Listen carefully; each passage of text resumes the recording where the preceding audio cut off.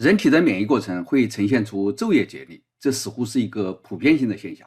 因为免疫细胞和分子在体内也遵循24小时的生物钟，这样我们的身体才能够更好地应对外界环境的变化和威胁。那么，接种疫苗的时间在临床上是否也存在这样的节律呢？Nature 新闻当中介绍的这篇文章就介绍了这样一件非常有趣的工作：新冠疫苗的有效性与接种时间有关。而且强调，如果年轻人和老年人在中午接种疫苗，他们将获得更好的保护。这里同时强调了年轻人和老年人。当然，结合上下文，我们知道这里的年轻人呢是指20岁以下的人，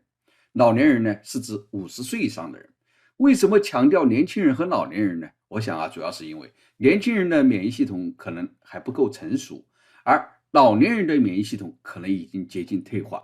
是相对来说比较脆弱的人群。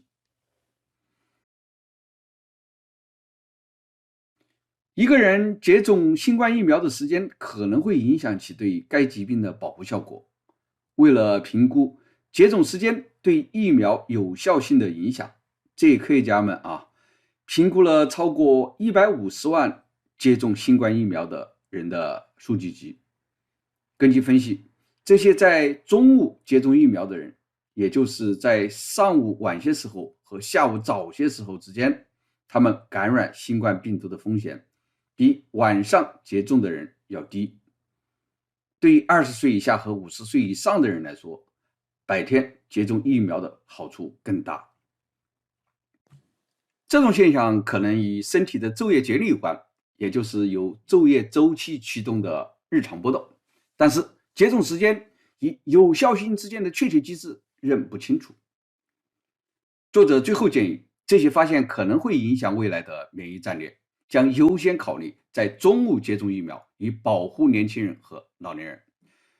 我们再来看一下这篇文章所介绍的原文。突破感染根据接种时间而异，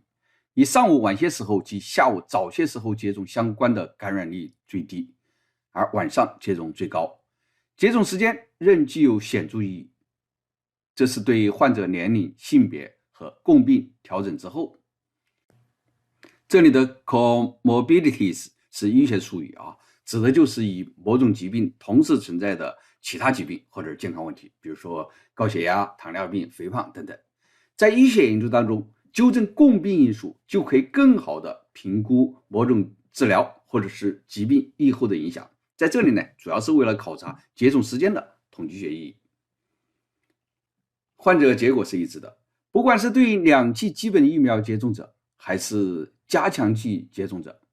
这种关系也就是新冠疫苗免疫时间和突破感染之间的关系呈现出正弦曲线，也就是这张图。这是最佳的接种时间，这是最糟糕的接种时间。我们知道，一般人体的节律也是正弦曲线，所以这二者是能够吻合起来的。好，这篇简单的文章呢，我们就一起读到这里。我是复旦赵斌，谢谢你的关注，再见。